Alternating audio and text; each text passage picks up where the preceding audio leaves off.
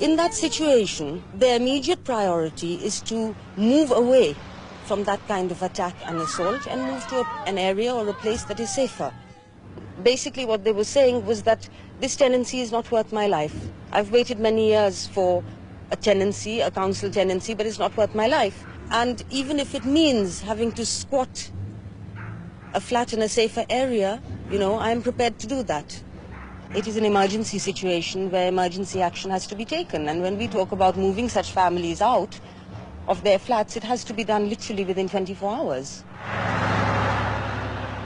Asians have also found themselves in danger on their way to and from work. I think this well organized, that somebody done it. The whole situation was very, very well organized. Almost a kind of paramilitary type of organization acted behind this whole attack. They waited until the workers came out of this brewery, and they were systematically attacked very viciously. Here in Brick Lane, the centre of the Bengali community in the East End, attacks on Asians have been common. This Asian shopkeeper, who spent 3 years in a Japanese prisoner of war camp after fighting for Britain in the last war, describes the attack. It's happened, you know, exactly 2 o'clock. They're running down the street approximately about 150 or 200 like these youths, you know, all these skinheads, you know. They're swearing, shouting, and throw these stones, break my all windows, and all of a sudden one is coming here. I break my teeth in here. Here's the brick. Now we are frightened every Sunday, you know. Because of these mounting attacks, the policing of Brick Lane has come under criticism from MPs, trade union leaders, as well as many local Asians. I don't accept that the credibility of the police with the Asian community at large has been dented this year. What in fact has happened is that some of the more vocal Asian leaders have put this point of view forward. The police have had to do a great deal to meet the needs of the Bangladeshi people, to adapt the service that we are giving. When they come to this country, they have many problems. And not only do they have problems, but they set problems for the police which we have to meet. During this year, we have done a whole series of things which has in fact resulted in Brick Lane being the most heavily policed area in Great Britain. Now, much of the criticism directed against police this year is quite unjustified.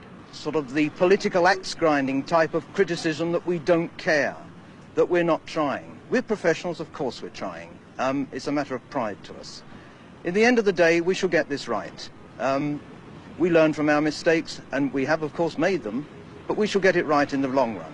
While police believe they're doing all they can, for many Asians, confidence in the police has been shaken by the events of 1978. What the youths are experiencing is that if there is a meeting or demonstration of the Bengali people, say numbering 30 or 40 people, the police comes to know about that.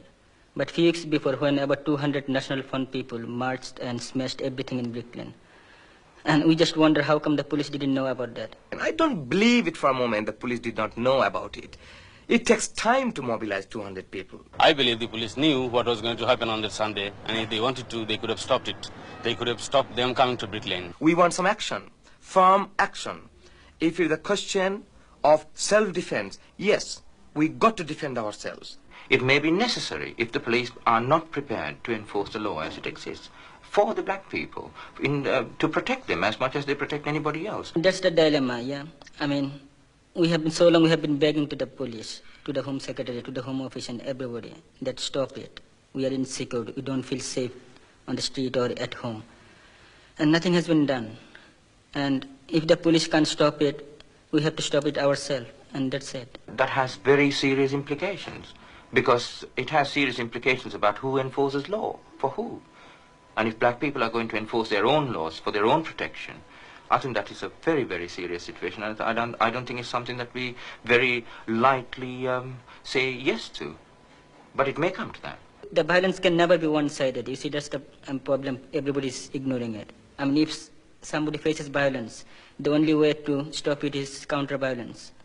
And the existence of National Front, only, I mean, if it is not stopped, it will be a violent society. The British culture will be changed. July 1978. East End Asians call attention to their situation with a one-day strike.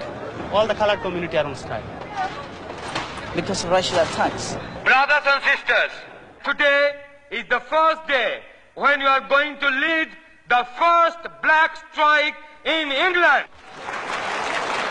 The strike was a community strike. It was not an industrial action. It was organized by the black workers in Hackney and Tower Hamlet in order to protest against the racist attack and the racist killing. We felt that our message has been going through to the government and the police. What you want to do is picket here, leave 4 or 5 here, too many of you, all right? In principle, we know what you're doing, so about 5. So you pick your 5 and tell the others to move off, okay? Nearly 3,000 people started the march from Brick Lane. Altogether, in Tower Hamlet alone, there was 6,000 to 8,000 Bengali people who did not go to work. A white youth started shouting at us. It was the racist abuse that, like, you hacky bastard. And police made no attempt to stop those people from throwing racist abuse, nor did they arrest them. And 2 or 3 Bengali young people, they got a bit uptight about it, but there was no sort of fight between them. But we were arrested. Our lads were arrested. And also a young white anti-racists were arrested. And we feel very unhappy about it. We felt the best course of action is to go and sit down in front of the police station in order to demonstrate our protest, and also to make the point that we will not leave until those 3 people are brought back by the police, so that we can all march together. And they said, does not matter how long, if it is until tomorrow morning, we will stay. I should say that altogether we were sitting there nearly 2 hours, 1.5 to 2 hours. The sit-down was a successful event in the sense that we asked for those people to be brought back to us by the police, and that was done. The first time people realized that they can do things, they can organize themselves, had a tremendous amount of impact. Up until now, we have been seen as a kind of very weak group of people, but now we are coming up and we are trying to find our own confidence, and these are all very, very positive things.